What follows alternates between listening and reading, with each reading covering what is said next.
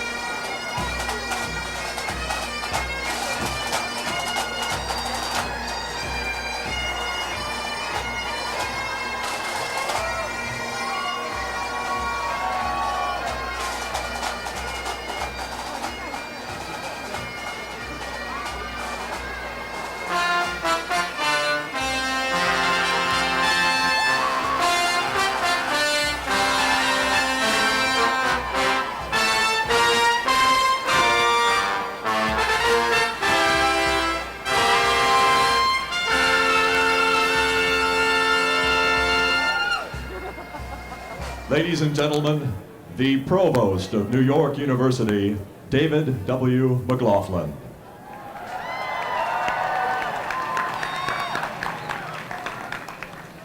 Here now, in the presence of candidates for academic recognition, members of the faculty and administration, alumni, trustees, honored guests, and friends of New York University. The 175th commencement is hereby convened.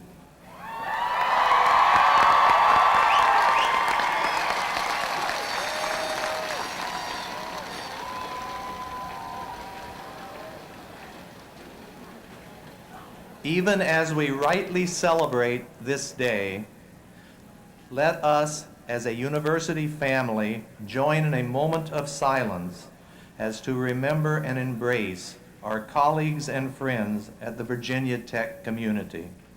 As we do so, let us also pay tribute to our own student, Eugene Marsalis, a sophomore in the College of Arts and Science, who was slain when he confronted a gunman while protecting the streets of our city as a volunteer auxiliary police officer.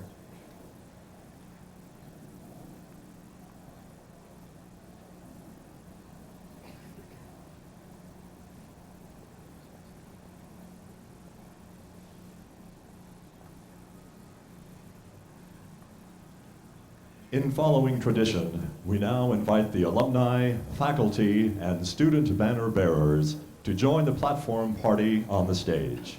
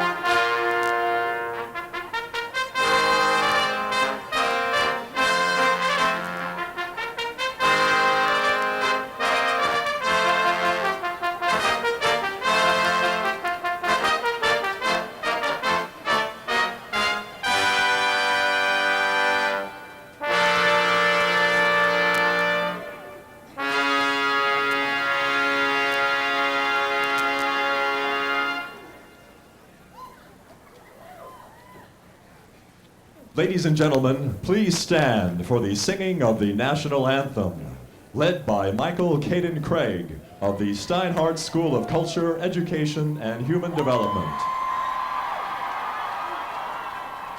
Oh, say, can you see by the dawn's early light what so proudly we hailed at the twilight's last gleaming, whose broad stripes and bright stars through the perilous fight o'er the ramparts we watched were so gallantly streaming, and the rocket's red glare, the bombs bursting in air, gave proof through the night that our flag was still there. Oh, say, does that star-spangled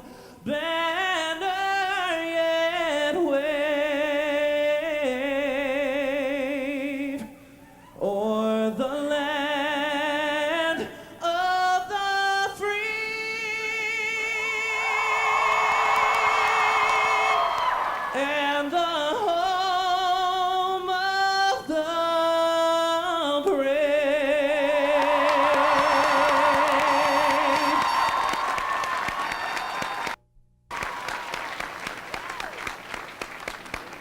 Ladies and gentlemen, the chair of the Board of Trustees of New York University, Martin Lipton.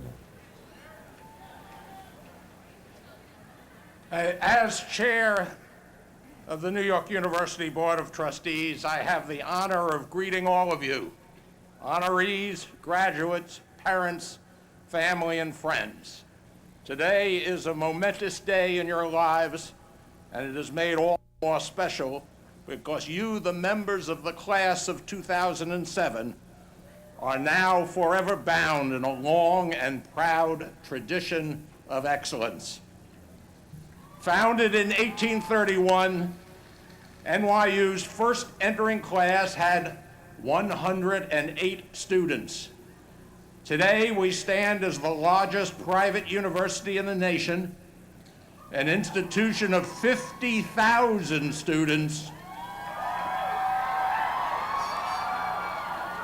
who hail from 165 countries and enroll in 14 schools, colleges, and divisions, and a campus that occupies 5 major centers in Manhattan, and with the addition this year of Shanghai, 8 full-fledged international sites, and there are more to come.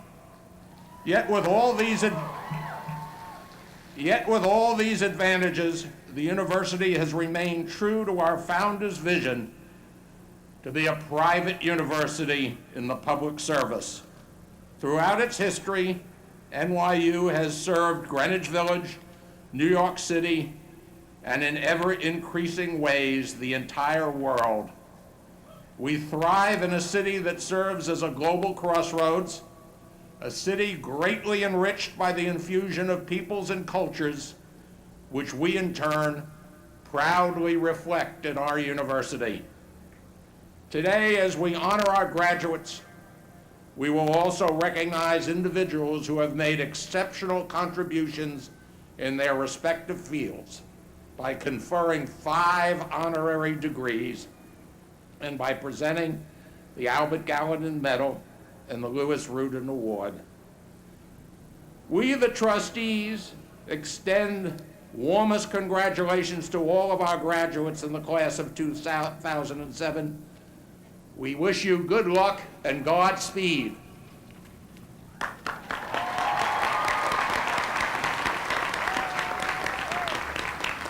Ladies and gentlemen, member of the Board of Trustees and chair of the Trustee Committee on Alumni Affairs and University Life, H. Dale Hemmerdinger. Congratulations, you made it! That's right. I have been asked to speak on behalf of my fellow alumni who join me in saluting you and welcoming you into our midst. At commencement some years ago, a member of the graduating class shared with us a bit of West African wisdom I'd like to pass on to you. A society grows great when men and women plant trees under whose shade they know they will never sit. Let's take a moment to appreciate this beautiful park we sit in and let it remind us of the contributions made by those who graduated before us. We are the beneficiaries of their generosity, which has enriched and expanded our university experience and our lives. Today, the alumni of New York University welcome you into our ranks, certain that the seeds you plant will be significant for the generations of NYU students who will come after you. The foundation of our great university is its alumni, and in a matter of mere moments, you all will be NYU alumni. That's right. As is our custom, we pay tribute to past graduates of our university who, through their labors and loyalties, have enriched the life of this institution enormously. At our first commencement, exercise. In 1833, the graduating class was but 3 in number. Yes, that's right, a grand total of 3. Today, I look out at a graduating class that numbers 15,000.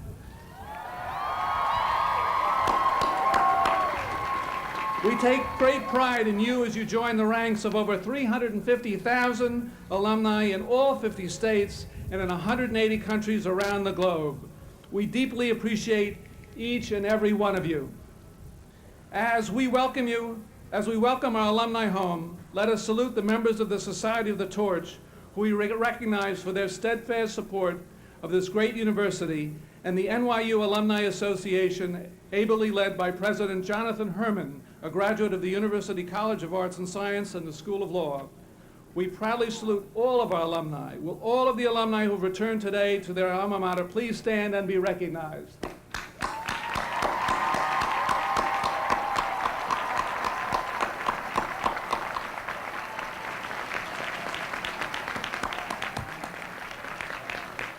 Further, we wish to honor a select group of alumni who graduated from New York University 50 or more years ago. As they reach this magnificent milestone, we celebrate their induction into the Per Stare Society. The motto of the university, Per Stare et Praestare, meaning preserving and excelling, is emblazoned on our seal and captures the pursuit of excellence that animates all of our alumni. Alumni who enter the Per Society are the living memory of this great institution. Ladies and gentlemen of the Per Stare Society, would you please stand so the entire New York University community can salute you?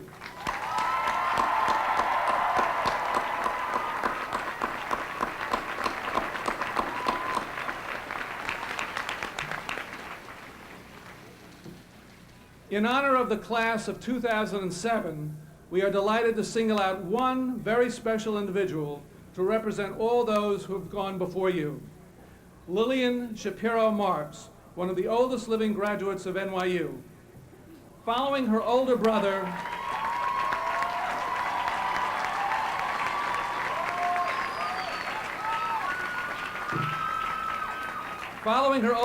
footsteps, Lillian enrolled at NYU in 1924 and adhered to the formal dress code.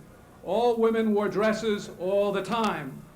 But after graduation, clad in riding breeches, riding boots, and a leather jacket, Lillian and 2 friends hitchhiked to California, climbed Pikes Peak, jumped rides on freight trains, and then traveled to Eastern Europe, North Africa, and the Middle East.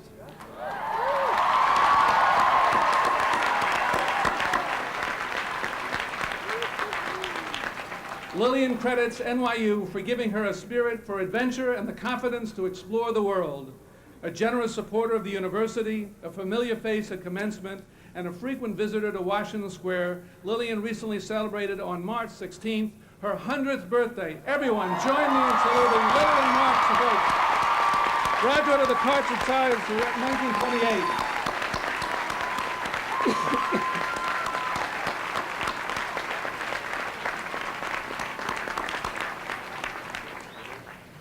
NYU is blessed with the energy, time, and talents of tens of thousands of outstanding alumni who share a large measure of credit for the eminence in which New York University is held in this nation and around the globe. I urge you to join them as I heartily welcome you into our midst. I encourage you to remember this day, remember these glorious trees in this beautiful park, and stay connected to NYU. It feels wonderful. Go in peace.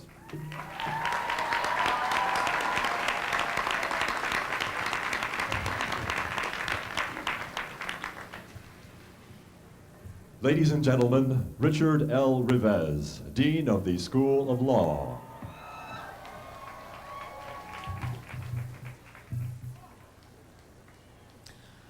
I would like to ask the Chair of the Board of Trustees, Martin Lipton, to escort the 2007 Albert Gallatin medalist to the lectern and join President Sexton for the presentation. Assisting with the presentation will be Provost David McLaughlin.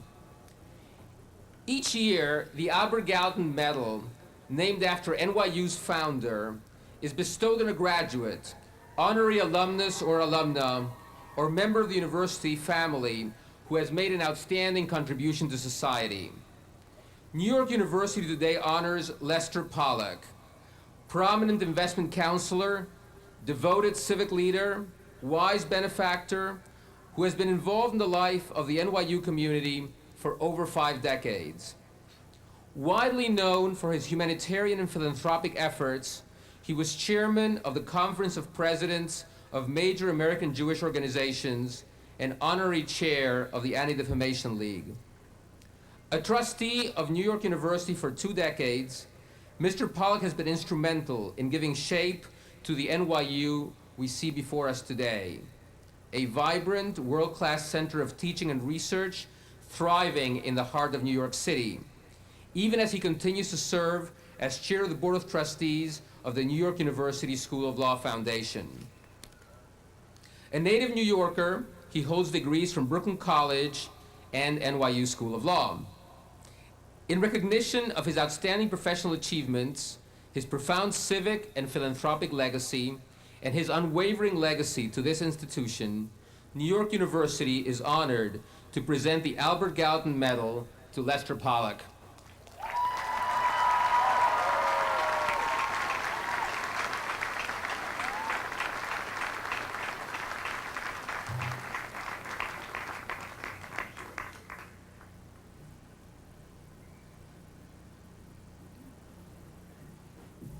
We next turn to the Rudin Award, named for Louis Rudin, quintessential New Yorker, distinguished alumnus, valued trustee, and devoted friend of NYU. The 2007 recipient of the Louis Rudin Award is the Honorable Charles B. Rangel. Important votes in Congress, literally as we speak, prevent him from being with us, though he planned to be here. He sends to the graduates his congratulations, his love, and he's with us with that wonderful spirit of his. Native New Yorker, decorated veteran, stern class of 1957, attorney,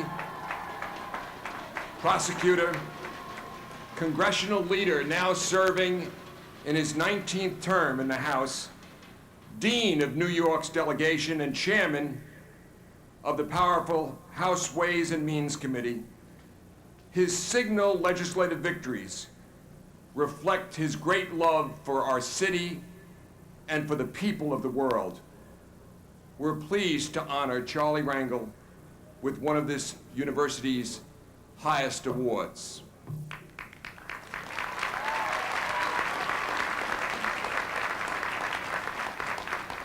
Ladies and gentlemen, Richard L. Rivez, Dean of the School of Law, who will present the student speaker representing the graduate and professional candidates. President Sexton, I have the honor to present Rahim Malou from the School of Law to speak today on behalf of NYU's graduate and professional candidates receiving degrees today. Rahim has completed his LLM degree in International Legal Studies at the law school, where he served as a graduate editor of the Journal of International Law and Politics and a member of the International Law Society and of the International Commercial Arbitration Moot Court team. He has also coached the university debate team and served as the university's representative as senior judge at this year's World Debating and Public Speaking Championships in Vancouver. Before coming to NYU, Rahim obtained his LLB from the University of British Columbia School of Law. After graduation, he will join the International Arbitration Group at the law firm of White & Case. A serious scholar of the law, an emissary on behalf of NYU, a generous colleague to his fellow students, as well as to undergraduates, Rahim is a model university citizen.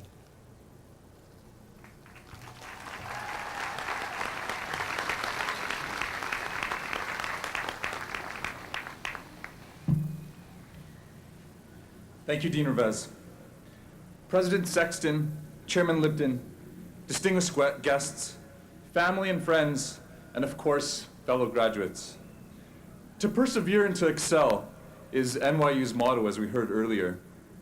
It is certainly appropriate to note today, as each one of us has had to persevere and excel in order to be here at NYU's 175th commencement ceremony.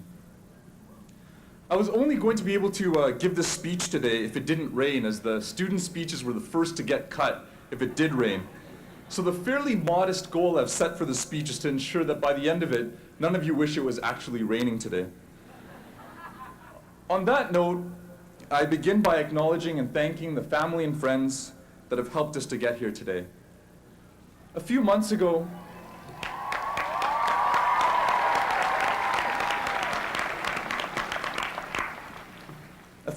I was sitting in the back seat of a taxi cab, secretly admiring the driving skills of taxi drivers in New York, as I'm sure many of you have done. When the driver began speaking with me, he told me that he had been driving the taxi cab for over 40 years in order to support his family and put his 3 children through university. His daughter had actually attended NYU Medical School. Of course, in large... I expected a cheer there. Of course, in large part due to her father's perseverance. Likewise, today, we must be thankful for those around us who have helped us along our journey. It's not just our perseverance, but theirs too that has allowed us to excel here at NYU and be here today. This day is significant for us graduates because it allows us to pause in this moment that bridges the past and the future to consider our role beyond NYU in this global society. It is indeed appropriate that NYU is located in this global city because it truly is a global school, one that fosters a meritocratic and pluralistic community. In attempting to learn more about how it is that NYU came to possess these qualities, I went to a source that I often go to whenever I'm in need of an answer: Google. And Google directed me to another source I often turn to, Wikipedia, which informed me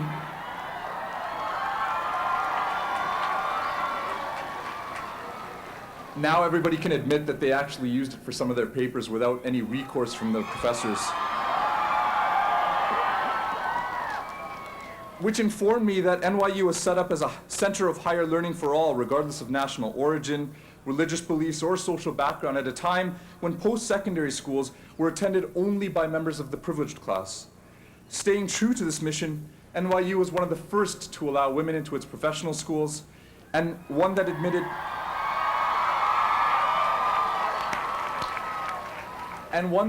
an unrestricted number of Jewish students when other schools had Jewish quotas.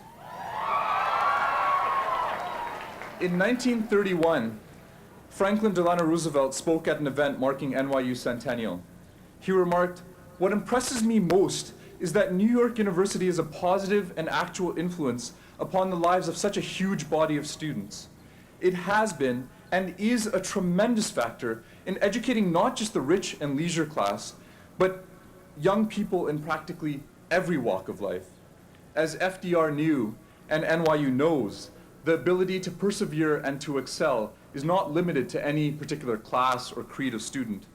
Rather, the NYU community transcends the boundaries that divide the world today, whether those boundaries are religious, tribal, racial, sexual, the list goes on. NYU has taught us to replace these contrived walls with the bonds of human compassion.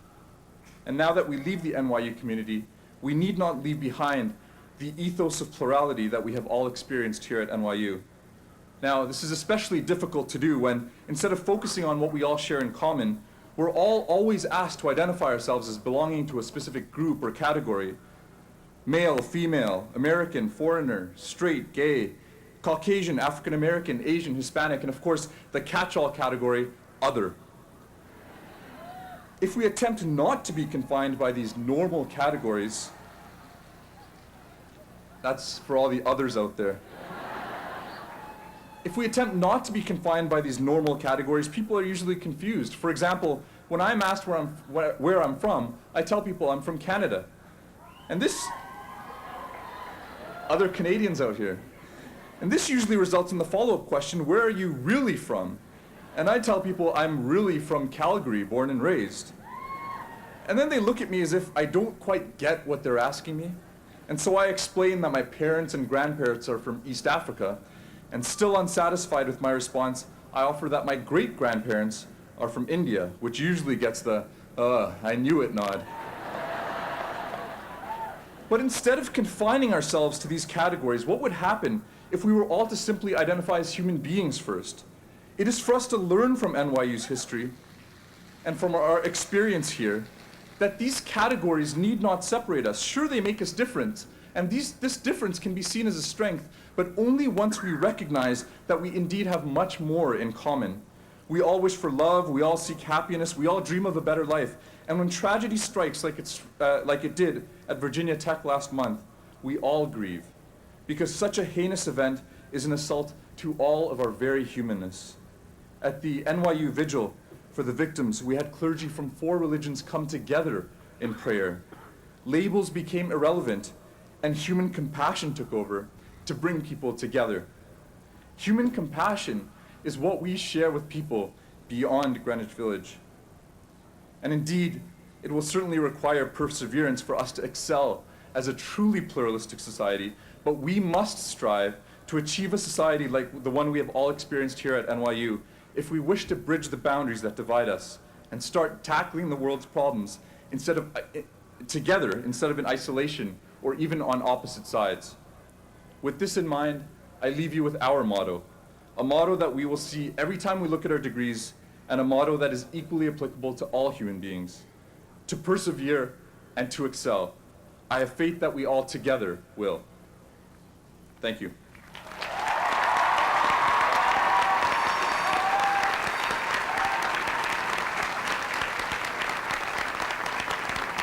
Ladies and gentlemen, those who are about to receive honorary degrees will now be presented to President Sexton. Diane Yu, Chief of Staff and Deputy to the President, will call upon distinguished members of the university community to present and escort the honorary degree candidates. Assisting with the investiture will be Provost David W. McLaughlin. Mr. President, I should like to introduce James Fernandez, Associate Professor of Spanish and Portuguese, Chair, Spanish and Portuguese Department of Languages and Literature, Director, King Juan Carlos I of Spain Center, Faculty of Arts and Science, who will present the candidate for Doctor of Laws. Will Trustee Leonard Wilf please escort the candidate to the lectern?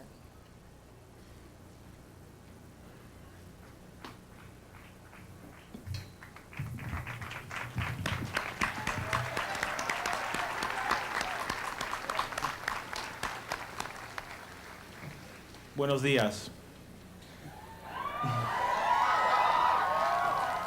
Baltasar Garzón Real, professor, author, judge, magistrate, with consummate skill and magnificent result, you have applied the principle of universal justice in cases where Spain has jurisdiction.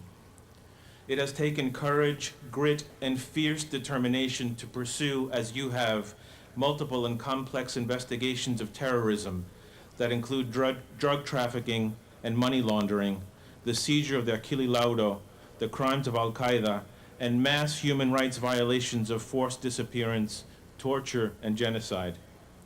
In your unrelenting pursuit of justice, you have investigated crimes against Spain's most important institutions, even as you have cemented strong bonds of international juridical cooperation with scores of other countries. Widely celebrated as a hard-working, incorruptible, and highly principled investigator, you are recipient of countless honors that include the National Human Rights Award of Spain and the Medal of the Senate of the Republic of Chile. Among the several prestigious appointments you have held in the Academy, NYU proudly claims you as Senior Fellow in the Center on Law and Security of our School of Law, and holder of the King Juan Carlos I of Spain Chair of Spanish Culture and Civilization at our center, named after another recipient of an NYU honorary degree, the King of Spain.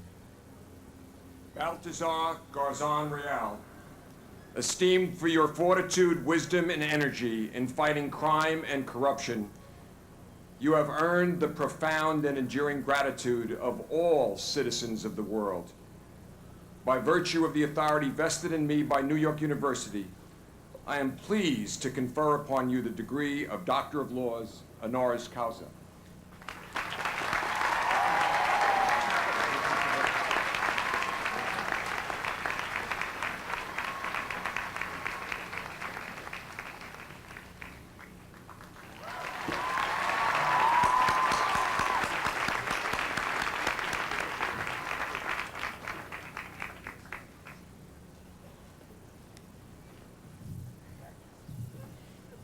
Mr. President, I should now like to introduce Mariette Westerman, Professor of Fine Arts, Director, Institute of Fine Arts, Faculty of Arts and Science, who will present the candidate for the Doctor of Fine Arts.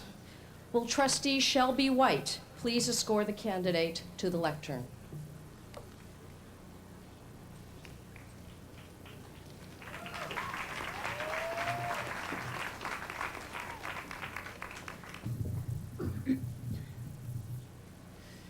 Philippe de Montebello, born in Paris and now our fellow citizen, longest serving and renowned director of the Metropolitan Museum of Art.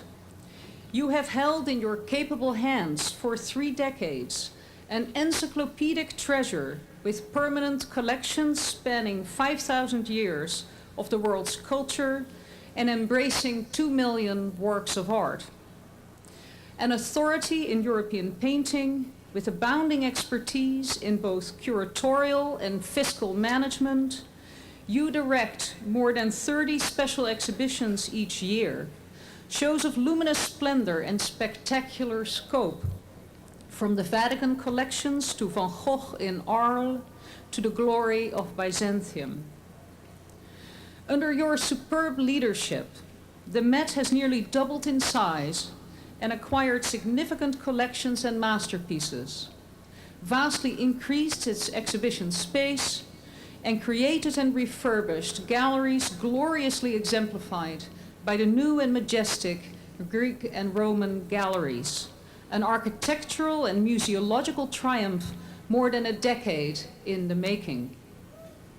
Influential and articulate, accomplished and esteemed, you are foremost in your field as steward of the finest museum scholarship and advocate for public education and access to the arts.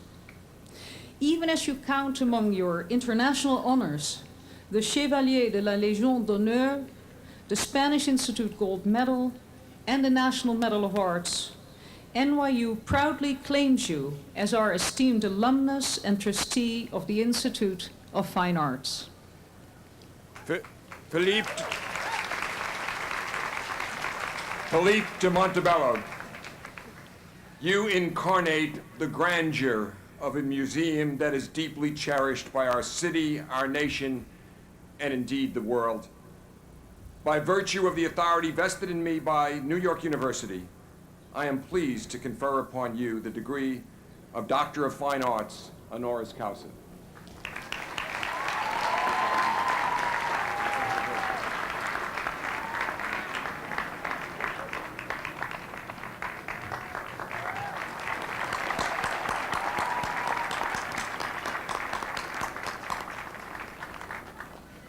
Mr. President, I should like to introduce Margaret Wright, Silver Professor, Professor of Computer Science, Courant Institute for Mathematical Sciences, Faculty of Arts and Science, who will present the candidate for Doctor of Science. Will Trustee Helen Kimmel please escort the candidate to the lectern?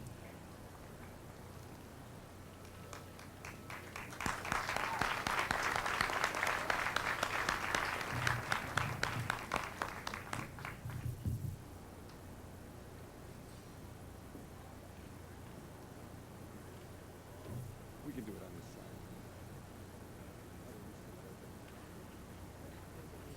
That's all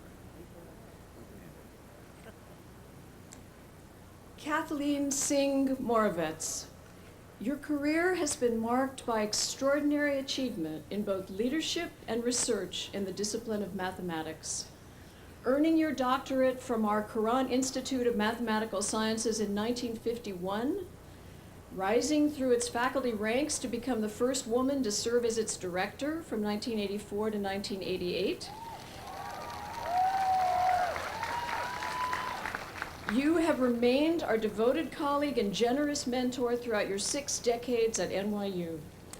After your earliest work on mathematical problems in plasma physics, you turned to transonic airfoils, wing shapes for flying just below the speed of sound. Your ingenious analysis completely transformed research in airfoil design. You then solved a long outstanding problem in wave scattering around obstacles, showing that local wave energy near the obstacle dissipates quickly into outgoing waves. Your proof introduced the amazing Moravec's multiplier estimates, which are central in modern theories of wave propagation.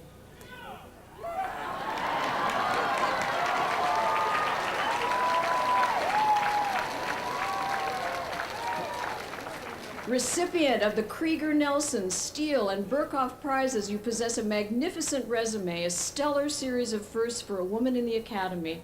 First to belong to the Applied Mathematics section of the National Academy of Sciences, first to deliver the Gibbs Lecture of the American Mathematical Society, which you served as president, and first to receive the National Medal of Science for work in mathematics.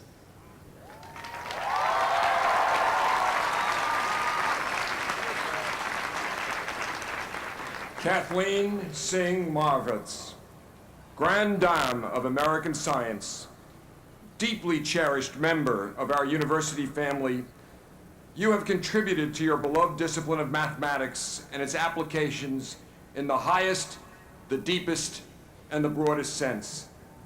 By virtue of the authority vested in me by New York University, I am pleased to confer upon you the degree of Doctor of Science, honoris causa.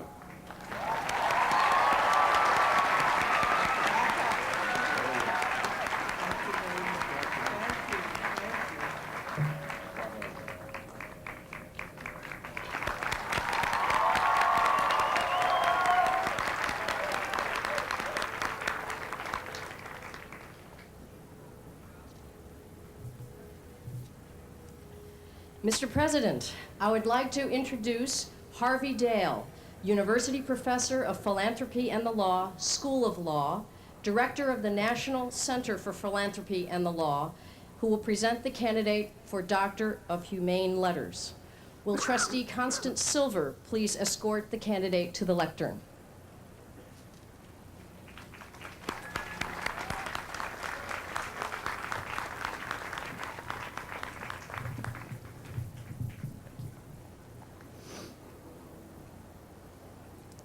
Mempela, Aleta Rampele, rising from poverty and the brutal effects of South Africa's crushing system of apartheid, you defied ancient prejudices and overwhelming odds to become a medical doctor, anthropologist,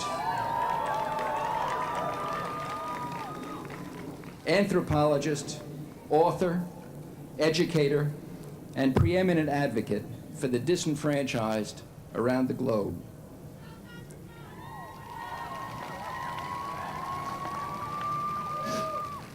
Courageous activist and a founder of the Black Consciousness Movement, you were banned in 1977 to a remote and impoverished corner of your country for 7 years, where you nevertheless built a community, a health center, and completed a Bachelor's of Commerce degree in administration.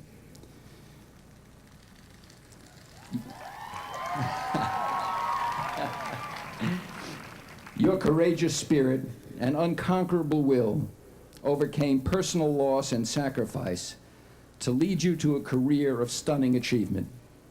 Vice Chancellor of the University of Cape Town, the first black woman so designated at a Southern African university.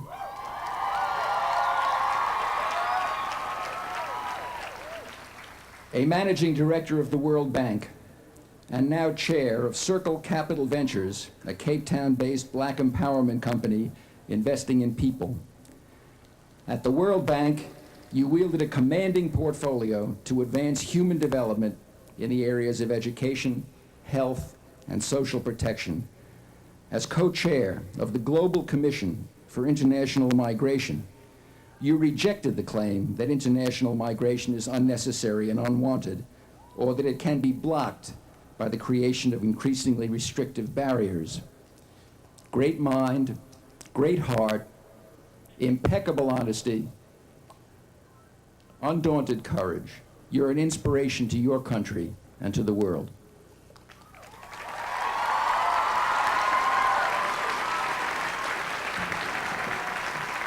Mumpala Aleta Rampele, You are an exemplar of extraordinary citizenship for your country, for the Academy, and for the world at large.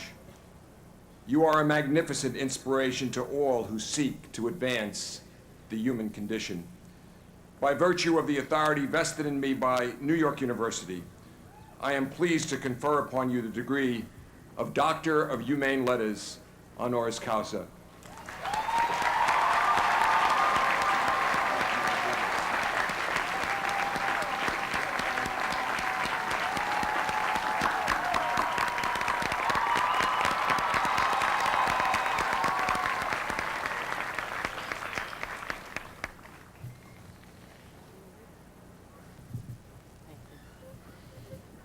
Mr. President, I should like to introduce David Schroeder, teacher of music and music education, Department of Music and Performing Arts Professions, the Steinhardt School of Culture, Education, and Human Development, who will present the candidate for Doctor of Fine Arts. Will Trustee Anthony Welters please escort the candidate to the lectern?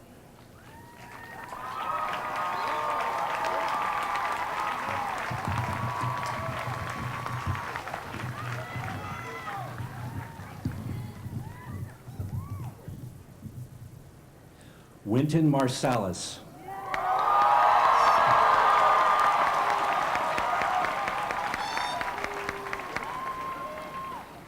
Musician, composer, educator, premier trumpeter of your generation.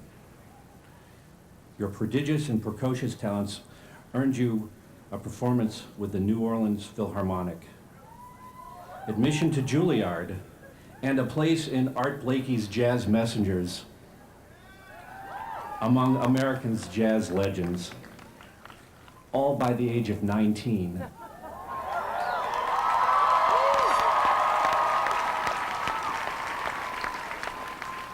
Your debut classical recording at age 20 earned you the first of 9 Grammy Awards.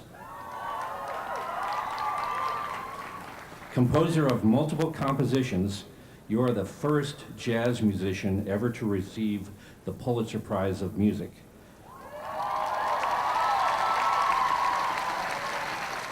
A distinction awarded you for your epic oratorio, Blood on the Fields.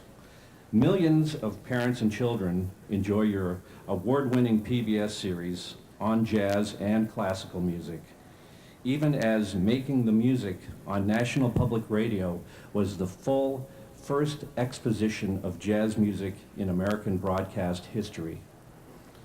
Spellbinding preacher of the gospel of jazz, you have created, nurtured, and grown jazz at Lincoln Center from its first season of 3 concerts to 400 annual events in 15 countries. Magnificent philanthropist and humanitarian, you emerged as the principal civic and national leader in helping your native New Orleans recover in the aftermath of Hurricane Katrina.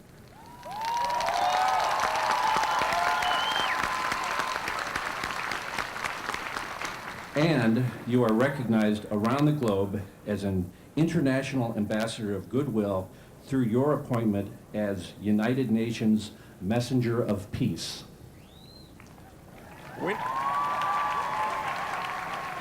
Wynton Marsalis, we hear in your music the sound of democracy shaped by intelligence and compassion, and we see in your life exemplary devotion in service to humanity.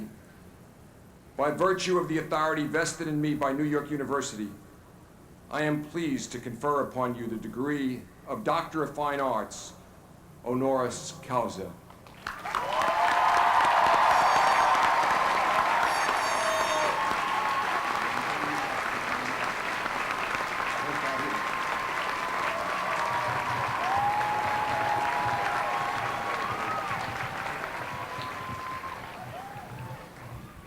Ladies and gentlemen, I am very pleased to introduce Wynton Marsalis, who will respond on behalf of the honorary degree recipients in his own special way.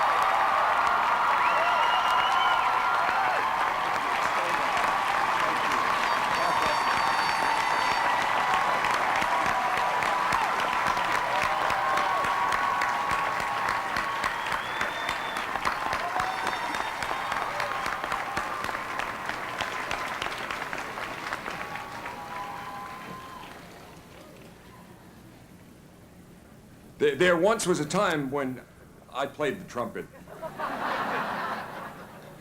But I took another direction, so I'm here today in a different capacity. We convene here today with ceremony, with joy, for a sacrament of passage, celebrating the next infusion of talent and knowledge and commitment and energy from NYU into the world. A priceless gift from our university to humankind. Ladies and gentlemen, the class of 2007, God bless you.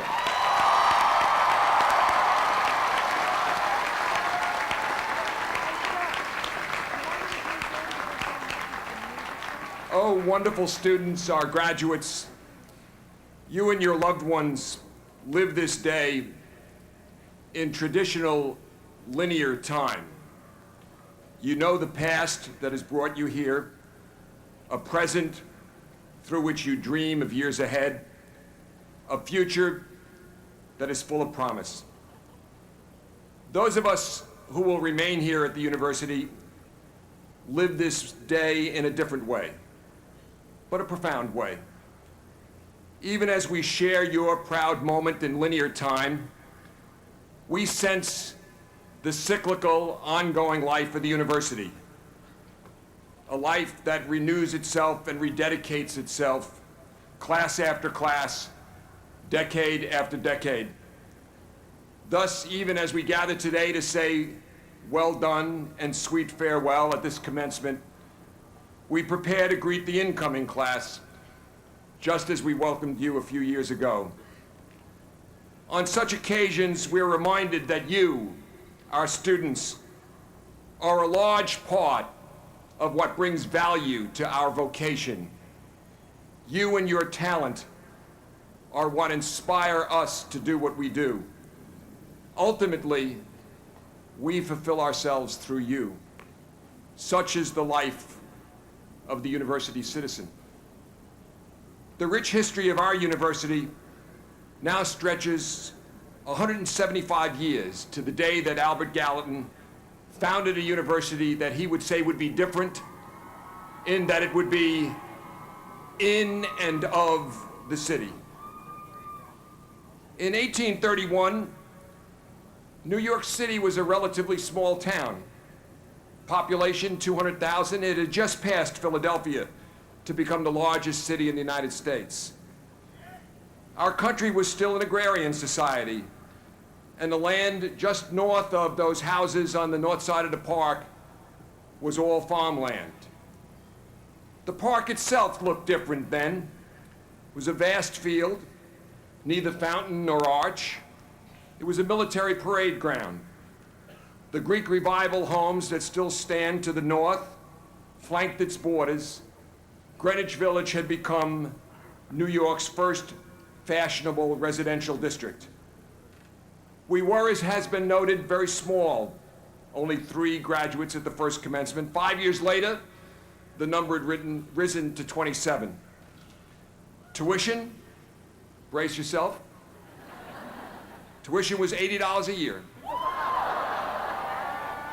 $10 cheaper than Columbia, although as usual we charged a fee of $10. The university provided no housing at all. For those who came a distance, what was called boarding could be obtained with respectable private families for $3 a week. Sadly, there was no student newspaper. But fraternities and debating societies were an important part of student life. And by the way, students were required to attend daily chapel services at 8 a.m. and to do so in academic gowns. Members of each class followed exactly the same schedule, 20 courses for the BA degree, no electives. At the time, great events were the backdrop. In 1831, Nat Turner led a slave revolt in Virginia. The following year, Britain enfranchised its middle class for the first time, and in 1833 it abolished slavery. A Frenchman named Alexis de Tocqueville began his tour of the United States in an effort to understand democracy. And Charles Darwin set sail for South America to continue his studies into the origin of the species. NYU was different from day one, and the story over the decades has been one of continuous redefinition, of constant aspiration, of persistent integration with the city, our city, that has become the center of the world. Gallatin and our founders designed a university to capture the fullness of human experience by aligning itself with this city, a city vitalized even then by the hopes and dreams of immigrants looking for a better day tomorrow than the day we experience today. And from the beginning, NYU embraced its surroundings and the wonderful personalities that walked the streets of Greenwich Village. In a building just east of the park, Samuel Morse, a member of our faculty, invented the telegraph. John Draper, also a member of our faculty, shaped modern photography. But there were others not on the faculty. Edward Hopper created some of his wonderful paintings in number 3 Washington Square North, and Eleanor Roosevelt held court from her apartment in 29 Washington Square West. We embraced them. They became part of us. Gallatin's revolutionary notion, a university that is in and of this great city, defines and inspires the NYU of today. And the singular city we embrace imbues us with special capabilities, and you with a special mention. There are other world cities, but New York is the first city in the world that is global and local simultaneously. Consider this. Of the 202 countries that were represented at the Athens Olympics, 199 of those countries are represented in the New York City public school system by children who were born in those countries. 140 languages are spoken in New York as the first language of the people speaking them. 40% of the citizens of this city were born in other countries. No other city in the world so represents the cosmos and the human condition, its diversity, its complexity, its aspirations, and its challenges.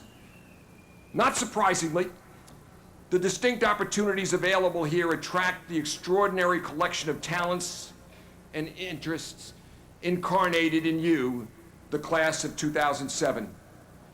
Numbering 15,000, you range in age from 18 to 69. You hail from 50 states and the 165 countries represented in the flags that we've posted today encircling the platform. You have won some of the most prestigious honors available for academics, the Rhodes, the Marshall, the Fulbright, the Truman, just to name a few. Nearly 2,500 of you are Founders Day scholars, graduating with grade point averages higher than 3.5. And 130 of you have been elected to Phi Beta Kappa. And you are earning your degrees in fields that span the magnificent spectrum of human inquiry, from molecular oncology to folk art studies, from biomechanics to Jewish history, from ocean science to film and drama, from communication studies to geriatric nursing, from early childhood education to prosthodontists. Sharply focused on your academic endeavors, you have nonetheless deeply engaged in volunteer activities. You're active in over 400 student clubs that reflect the diversity and depth of your interest in politics, arts, religion, debate, athletics, the list goes on and on. A remarkable 80% of the undergraduates have worked in internships while they're here. And many of you, we know it, in order to achieve your education at NYU, have worked 2 or even 3 jobs while going to school. And as if to demonstrate the fullness of your experience here in your embrace of New York, last night at the street fair we call Grad Alley, you consumed 10,000 servings of cotton candy, 6,000 bags of peanuts, 7,000 hot dogs, and yes, because this is New York, 4,000 knishes. True to Gallatin's vision, as you leave us, you have already experienced and participated in the world you're about to enter. You've learned on one of the greatest human stages available in a city that is a life force, an incomparable resource, and a constant source of learning. As you left our buildings, you did not pass through gates or walk on grass. You touched the city and its sidewalk and entered a global village. And you've incorporated that very village into your DNA and being. Given its history and the wonderful endowment of its location, our university holds a distinctive place in higher education. And you, our graduates, must see yourselves in that light. We live in a time when the great world has grown small. What happens in distant places is known and, more importantly, experienced almost everywhere, by almost everybody, immediately and unavoidably. It is impossible to gate yourself from others, whether it be physically, economically, or mentally. The central challenge of your collective lives will be developing ways to manage in this miniaturized world of immediate otherness, of vast richness of race, of faith, of culture, of thought. If you are to avoid the kind of destructive and hateful balkanization that can threaten to shred the fabric of civility on a global scale, you will be forced to create pathways of comprehension and communication across traditional divisions. The very concept of New York City and of NYU stands as a powerful rebuke to those who say balkanization and fragmentation is inevitable, that we are condemned to what they call a clash of civilizations in a jagged world of separateness. In your years here at NYU, you've lived in an NYU community and in a city that foreshadow what could be the best of the world to come. You've developed capacities for openness and curiosity. You've forged relationships that have forced you beyond yourselves and the comforts and the limits of the familiar background. And you've experienced the intellectual richness and the personal growth that can come only in a place that is the world in microcosm. The NYU world in which you've lived these past few years is a version of the larger world you now inherit. A highly diverse and complex community, in truth, an aggregation of micro-communities. As you leave us, take with you not only the great talent you honed here, but the experience you had here.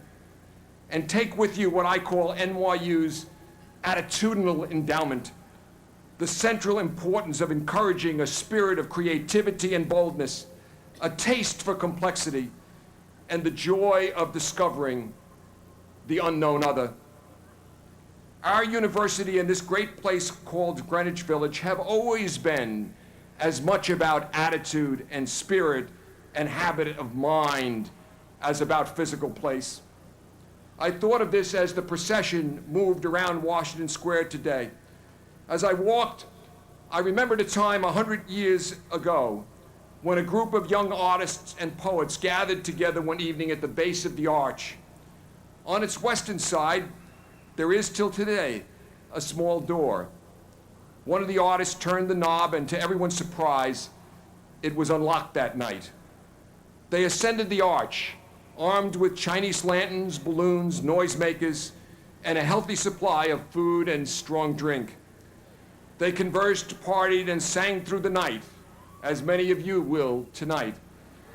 And the next morning, as dawn broke, those artists and poets from the top of that arch issued a boisterous declaration of independence by which Greenwich Village seceded from the physical union of the United States to form its own state, a state of the mind.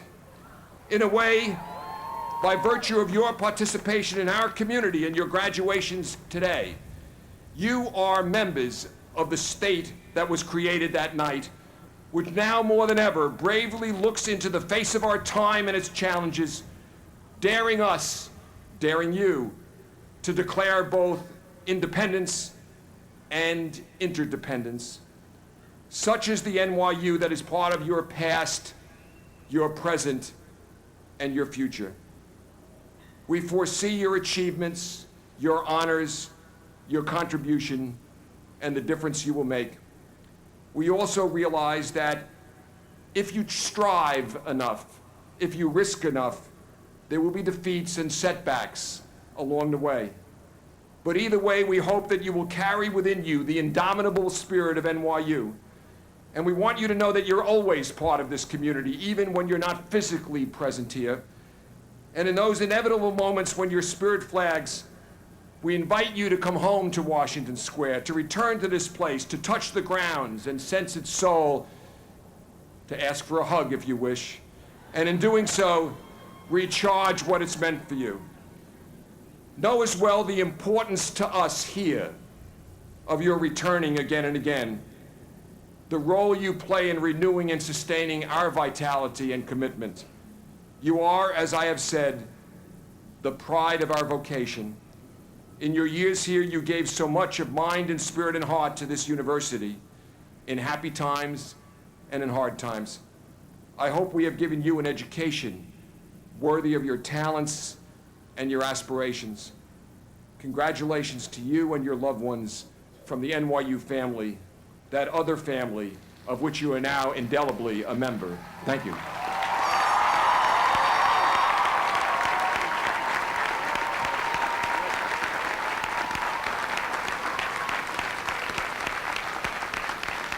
Ladies and gentlemen, the Steinhardt Singers of the Steinhardt School of Culture, Education, and Human Development will now perform a tribute to New York City and to the graduates of 2007.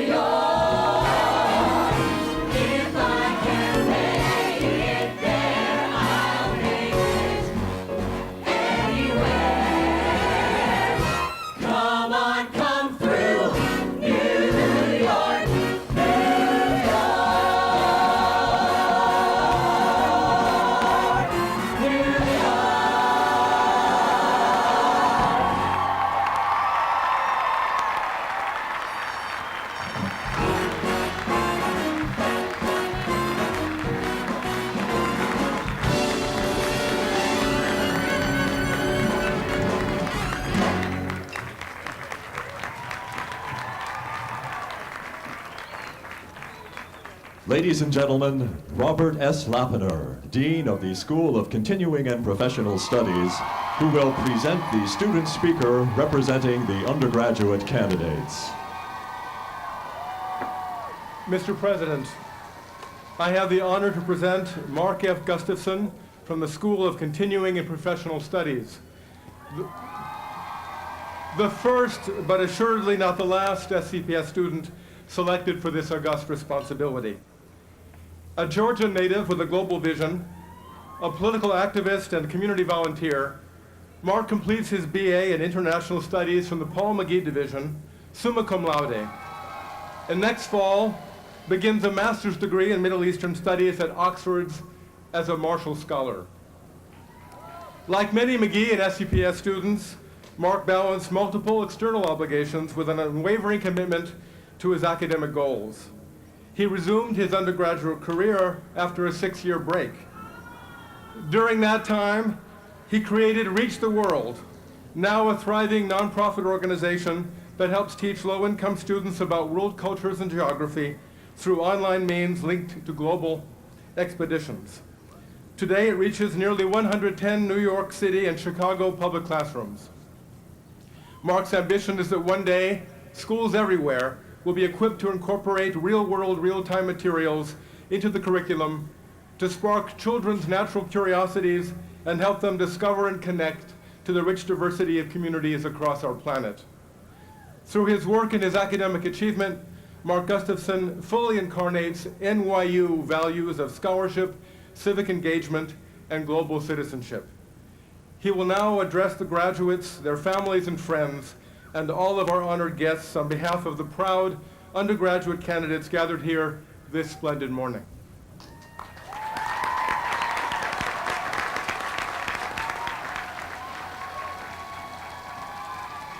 President Sexton, Dean Lappner, thank you for having me here today, and thank you for accepting me into your program 4 years ago. You were the only ones willing to take the risk. You see, I'm not a typical NYU undergraduate student.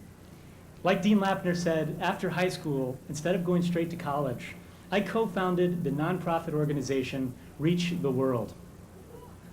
I spent the next 8 years traveling to the most remote regions of the world and connecting school children to the communities I visited. Traveling the world as a reporter for children is an experience like no other.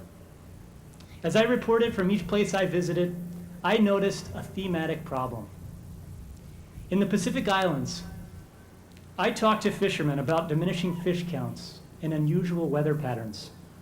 In Sudan, I learned that the Nile River is a fraction of the size it used to be.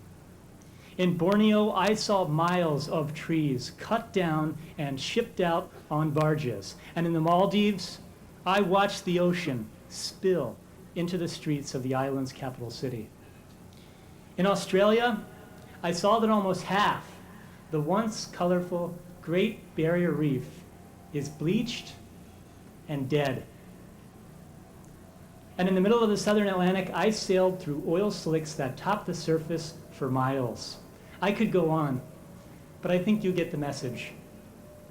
Our Earth is deteriorating. Witnessing this problem affected me in a profound way. I realized that the Earth is losing its biodiversity. Inspired and concerned, I enrolled at NYU's McGee Division at SCPS. I wanted to develop the skills I would need to find solutions to these problems that spoke so urgently to me. Making the switch from traveling the world to studying at NYU was easy because NYU, like Rahim and so many others today said, NYU is truly an international community. On a typical day here in the park, I am reminded of India as I smell sizzling samosas from a cart that usually sits right over here. I am reminded of Senegal as I listen to a sitar player who usually plays right about here. At NYU, the world, the global community, surrounds us every day by virtue of our location and because of NYU's openness to diversity. Because of this, we will all graduate with a better idea of what the world holds for us. So what does the world hold for us? As I see it, our world is poised on the brink of a new era. Since the 1850s, when the first commercial oil well was drilled in Titusville, Pennsylvania, oil has driven our world and our world's problems. As we prepare to graduate, this age of easy energy is coming to an end. Oil is running out, and the problem is not about access to petroleum-based energy, it's about the catastrophic social and ecological price we'll now have to pay. The environmental problems that I witnessed on my travels are all rooted in the petroleum era. And now, our generation will have to face what the end of this era means and rise to the challenge.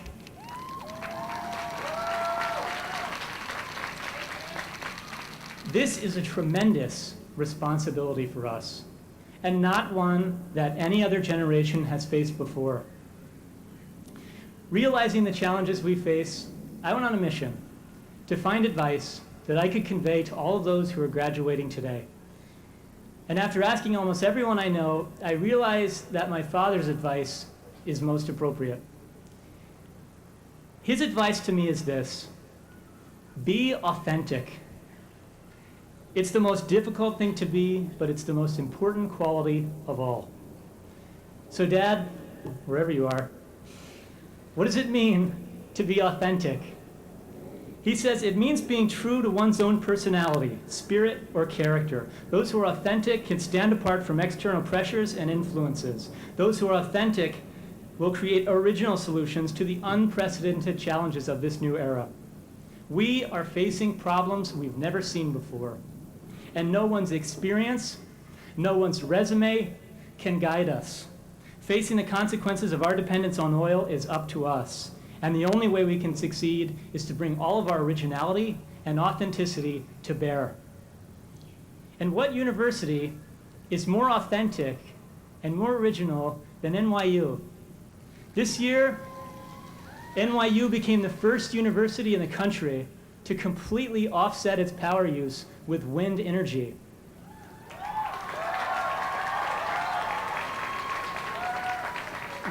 Which is ironic given that we don't have a single blade of grass on our entire campus. We are also the only university original enough to call our basketball team the Fighting Violets. And we're the only university where half the student body has been hugged by a school's president, John Sexton.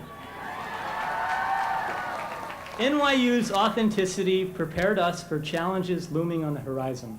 And as we go forth into our careers, I encourage us, all of us, to be authentic in the next steps we take. Let's ask ourselves, what makes me authentic?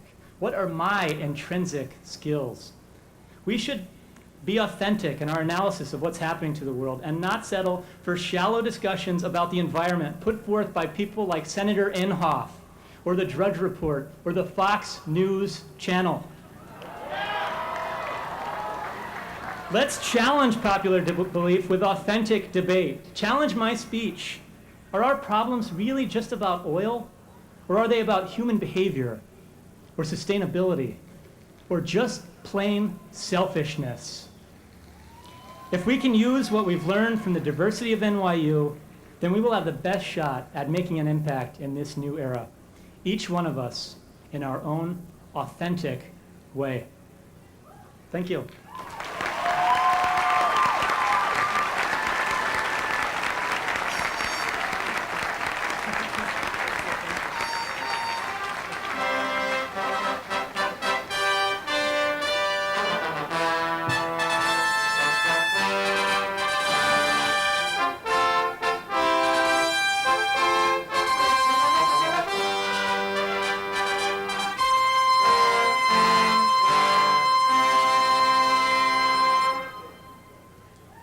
I would now ask the deans of New York University to present the candidates for all degrees and certificates.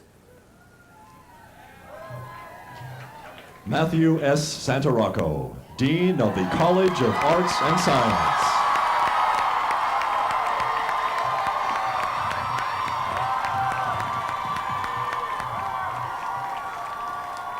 President Sexton, on behalf of the College of Arts and Science, the founding school of New York University, I am honored to present to you the 2,117 members of the spectacular class of 2007.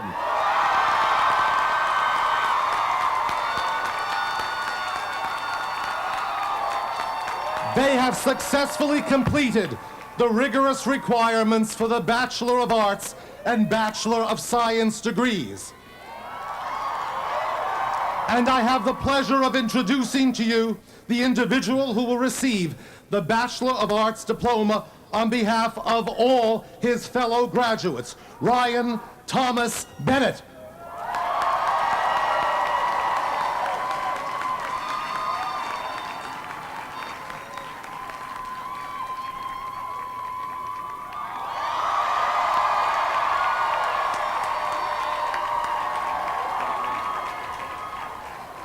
Richard L. Rivez, Dean of the School of Law.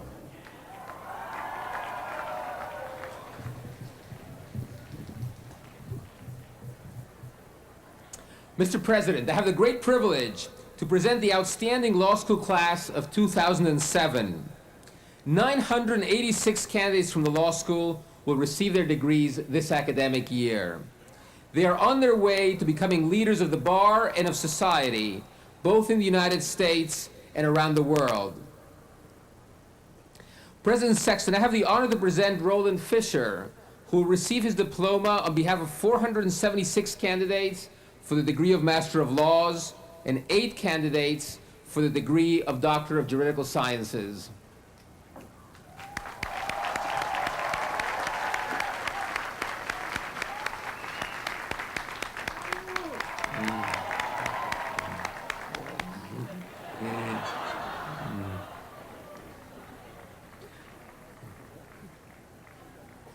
President Sexton, it is a further honor to present Erin Delaney, who will receive her diploma on behalf of 502 candidates for the degree of Juris Doctor.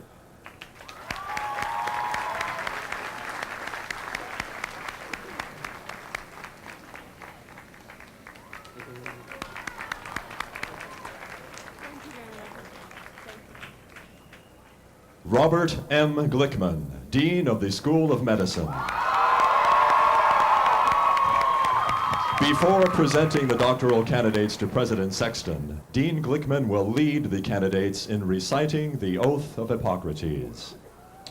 Will the candidates for the degree of Doctor of Medicine please rise? You're risen. So, in our profession, it is a tradition established more than 2,000 years ago that one admitted to its privileges shall expressly take upon himself and herself its obligation. Now I therefore call upon you to hear and swear, as we have sworn before you, the oath which bears the name of Hippocrates. The language in which our predecessors first pronounced it is no longer spoken, but we have no nobler words than the most ancient in which to pass on the traditions of our calling. So let us read the oath together, if you will read the oath along with me.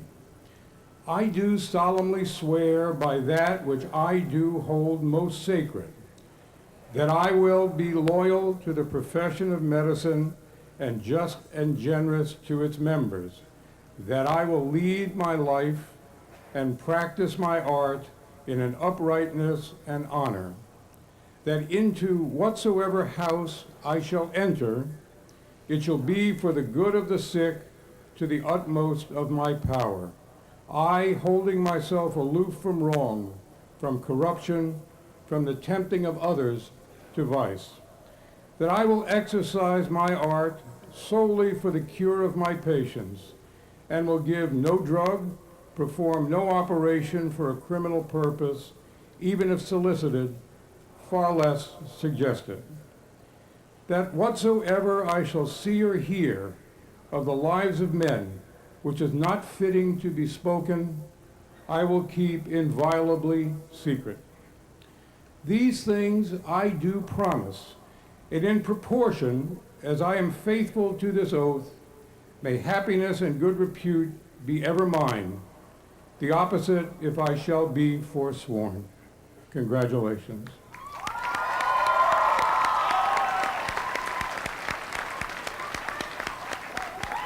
Mr. President, in the presence of the prestigious academic community of our university, their fellow graduates, their parents, spouses, relatives, and friends, the candidates for the degree of Doctor of Medicine have accepted the awesome responsibility for the health care of our fellow humans.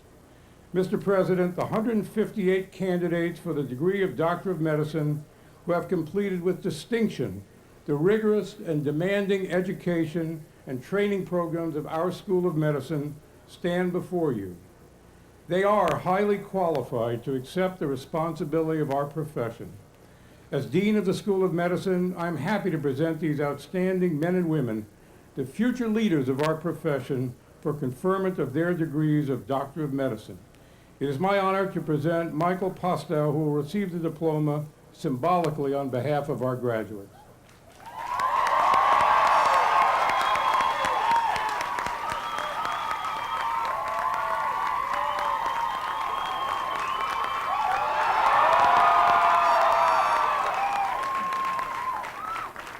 Will the graduates please be seated?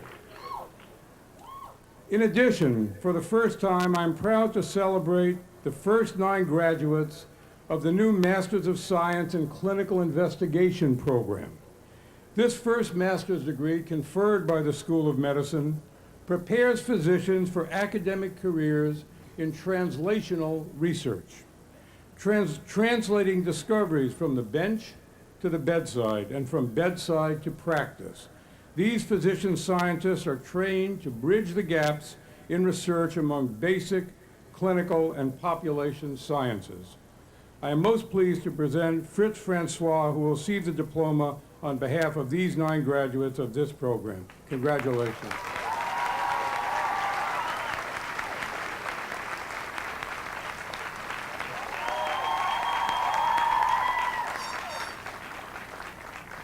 Richard I. Vogel, Interim Dean of the College of Dentistry.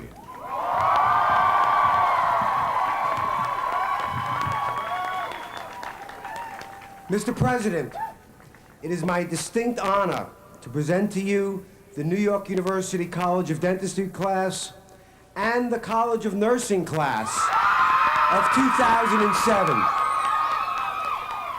These candidates for degrees in dentistry and in nursing have met and have indeed surpassed the lofty expectations of their esteemed faculty. We are proud of their scholarship, their skills, and especially the empathetic care they give to their fellow human beings. At this time, I present to you the 89 candidates for the degree of Associate in Applied Science in the field of dental hygiene. These candidates are qualified to receive this degree and are represented by Ms. Larissa Horon, who is honored to accept her diploma on behalf of the dental hygiene class.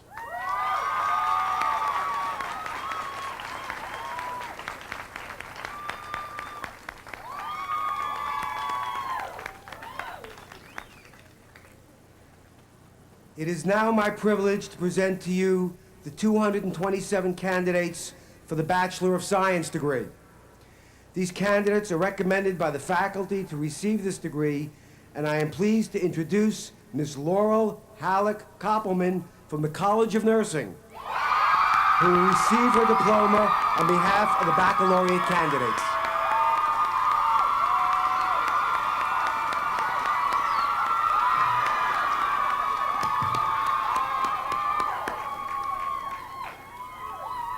Next, I present to you Ms. Jennifer Sue Murphy, who has been selected by the faculty to receive the Master of Science, Advanced Practice Nursing, Adult Acute Care on behalf of our 126 master's candidates.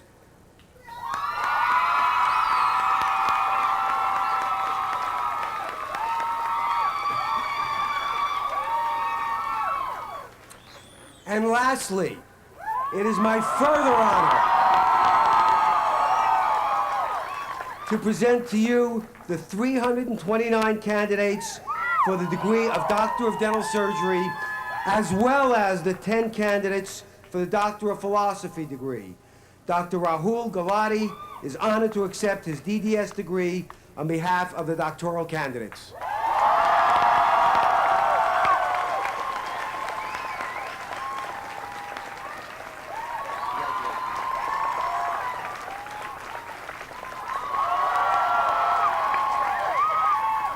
Catherine R. Stimson, Dean of the Graduate School of Arts and Science. Mr. President. Hello there. Mr. President, I have the honor to present the 1,660 members of the class of 2007 of the Graduate School of Arts and Science, the Curran Institute for Mathematical Sciences, the Institute of Fine Arts, and the Sackler Institute of Basic Biomedical Sciences. Led into the park by Shin-Yu of Sackler, they are the scholars, the researchers, the explorers, the creators, and the teachers of tomorrow. More specifically, may I present to you Adam M. Maisel for the master's degree, a student of English literature, on behalf of the 1,338 candidates for all our master's degrees and our certificates. Adam, congratulations.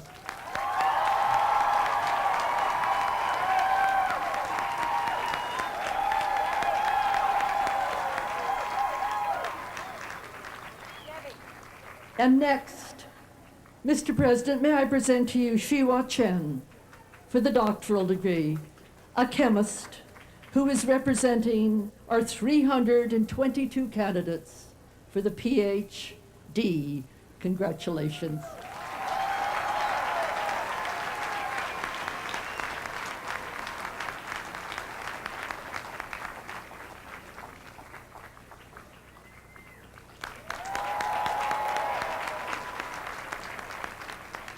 Mary M. Brabeck, Dean of the Steinhardt School of Culture, Education, and Human Development. Mr. President, on behalf of the faculty and the administration, I am honored to present to you 2,318 extraordinary candidates. They have met all the requirements for their degrees from the Steinhardt School of Culture, Education, and Human Development.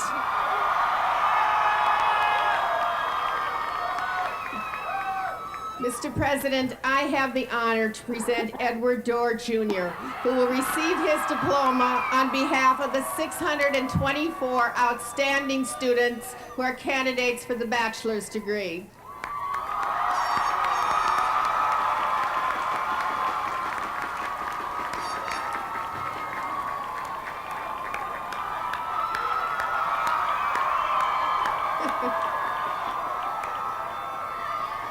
Mr. President, I have the great honor to present Marcia Thomas, who will receive her diploma on behalf of 1,629 outstanding candidates for master's and advanced certificate degrees.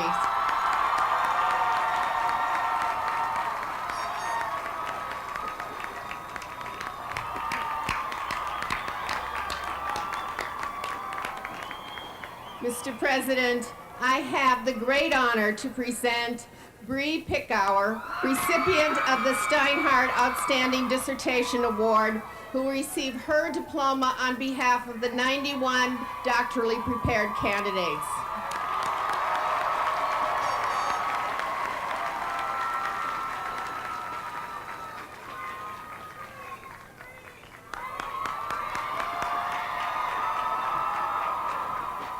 Sally Blount Lyon, Dean of the Leonard N. Stern School of Business, Undergraduate College. Mr. President, 595 outstanding candidates from the Stern School of Business, Undergraduate College will receive their Bachelor of Science today. educated in the science of building strong organizations and unleashing the power of markets. They have the intellect and tools needed to change the world. I have the honor to present our valedictorian, Tong Chai Ratanarongyat, who will receive his diploma on behalf of all candidates of the Bachelor of Science degree.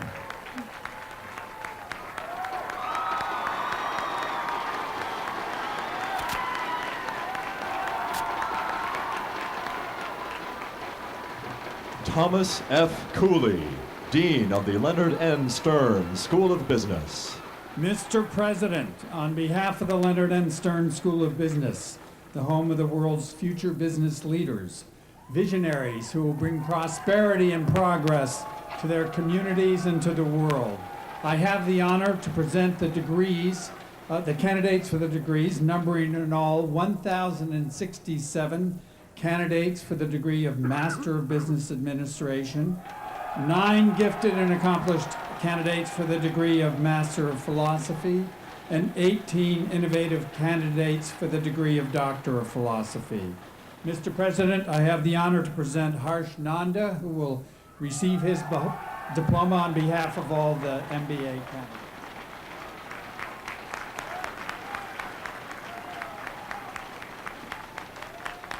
Mr. President, I have the honor to present Angela Knyazeva and her sister Diana Knyazeva, who will receive their diplomas on behalf of the candidates for the doctoral degree of philosophy.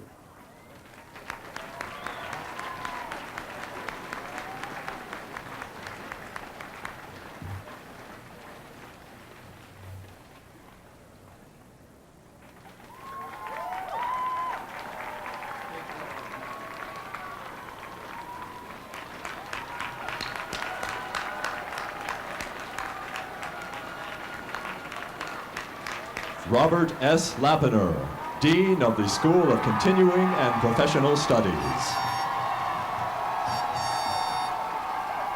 Mr. President, I have the distinct honor and privilege of presenting to you 1,190 individuals of exceptional merit and determination, the 2007 graduating class of the School of Continuing and Professional Studies. They came to NYU seeking their associate, baccalaureate, graduate certificate, or master's degrees to study at SCPS in a nurturing learning network drawing upon academic scholarship and industry expertise. Many have completed their studies while balancing full-time careers and family responsibilities, making their accomplishments all the more praiseworthy. They represent the future of many professions that define New York and its place in the world. I speak for our faculty and staff in saying that I am proud of every one of them. Mr. President, we have 60 students receiving their associate degrees from SCPS this year. On behalf of all of our associate degree candidates, I am honored to present to you Irene Mellis, who receives the Associate in Applied Science from the Paul McGee Division.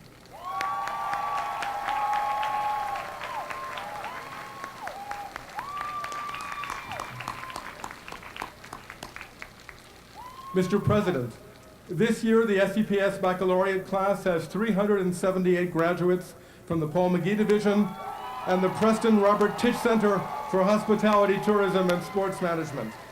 On behalf of all of our bachelor's degree candidates, I am honored to present to you Nicole Pines, who receives the Bachelor of Science in Hotel and Tourism Management.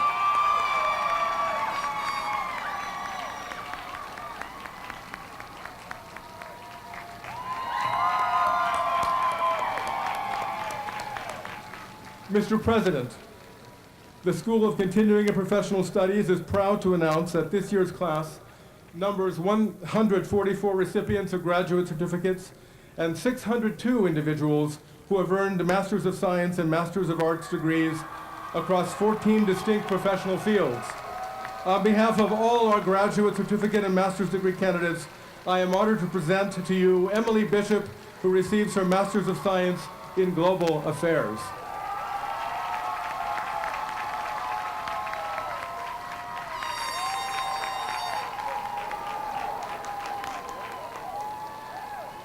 Ellen Shaw, Dean of the Robert F. Wagner Graduate School of Public Service.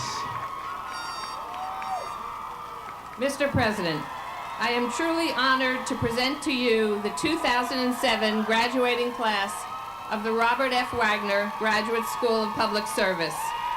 These 325 candidates were led into the park by John Medina, President of the Wagner Student Association.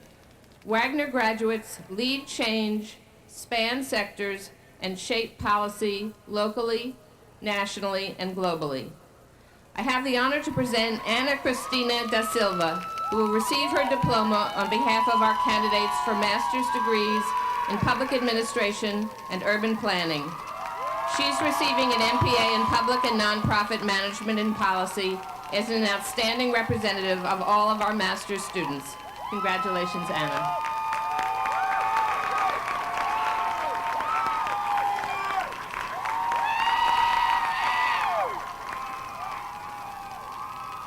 I have the further honor to present Diana Silver, a friend and colleague, who will receive her diploma on behalf of our candidates for the Doctor of Philosophy degree. Diana is currently a visiting assistant professor in the public health program at the Steinhardt School of Culture, Education, and Human Development. Congratulations, Diana.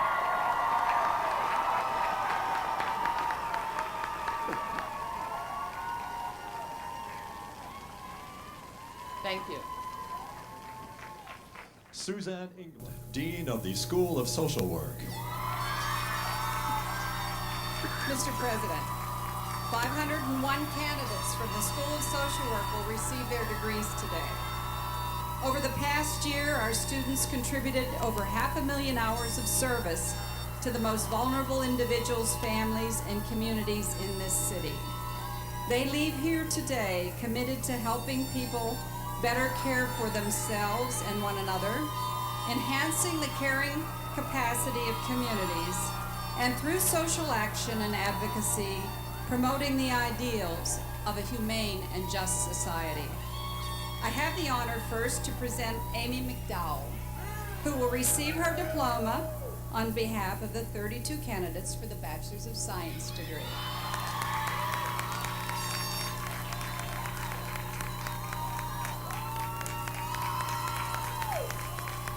And now I have the honor to present Hani Silverman, who will receive her diploma on behalf of the 452 candidates for the Master's of Social Work degree.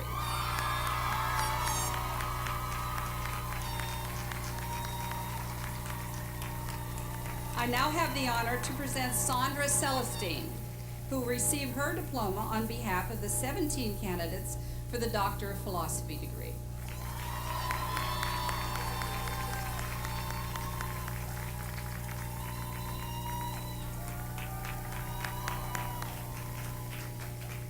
Mary Schmidt Campbell, Dean of the Tisch School of the Arts.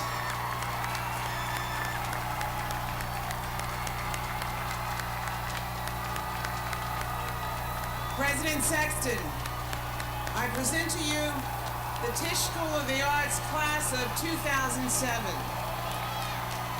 These are the over 1,237 writers, recorded music artists, dancers, actors, designers, photographers, filmmakers, musical theater writers, composers and lyricists, interactive telecommunications artists, scholars of performance and cinema studies, who hold a mirror up to the world and give us a glimpse of the human heart and human mind.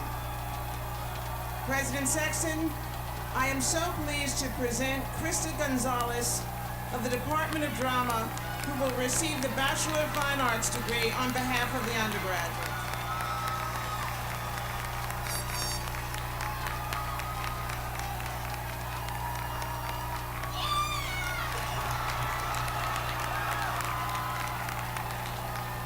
President Sexton, I am pleased to present Robert Shapiro of the Graduate Musical Theater Writing Program, who will receive the Master of Fine Arts degree on behalf of the graduate students.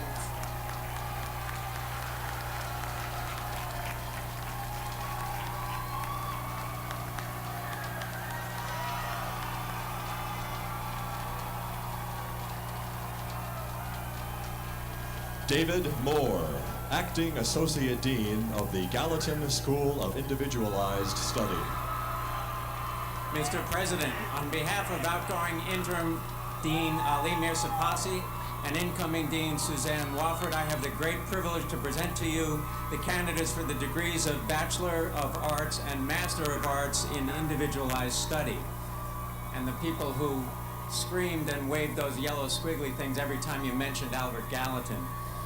These students have accepted the challenge of creating their own concentrations, drawing on the resources of NYU, New York City, and the world to pursue themes and issues across disciplines and departments, and they have succeeded with imagination, intelligence, and boundless energy. It gives me great privilege to present to you David Hancock, who will receive the diploma for the 348 candidates for the Bachelor of Arts in Individualized Study.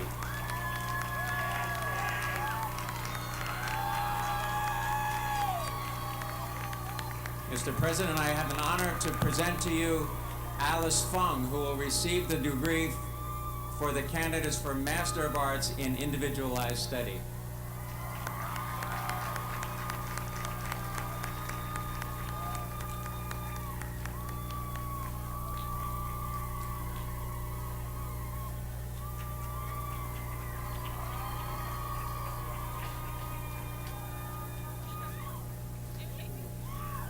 Ladies and gentlemen, Provost David W. McLaughlin.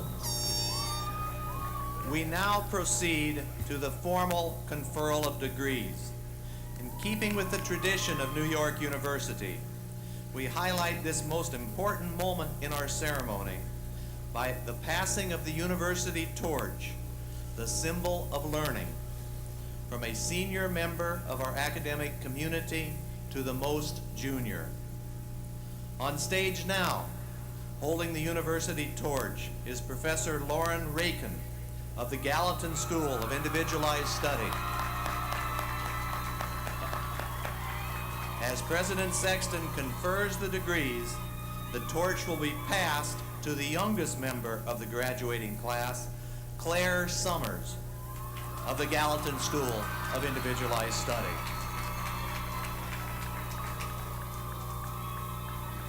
No. May I ask all of the candidates for degrees and certificates to now rise for the conferring of degrees in course by President Sexton. Members of the class of 2007, through your successful efforts as certified to me by the recommendations of your deans, you have met the requirements of your respective schools and thus deserve to receive this hallmark of New York University. By virtue of the authority vested in me by the trustees of New York University, I admit you to the degrees and certificates for which you've been recommended. Congratulations all.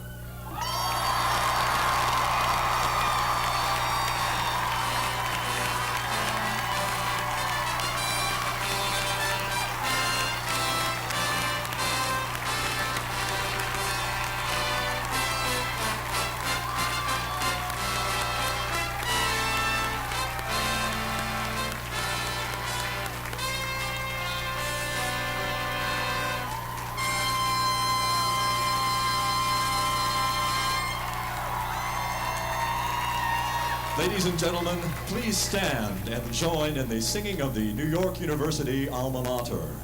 At the conclusion of the ceremony, degree candidates are reminded to remain in their seats until the procession has left the park.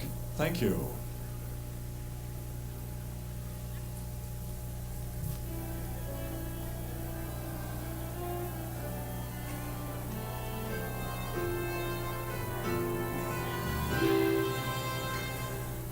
Stage, please, where that lies before.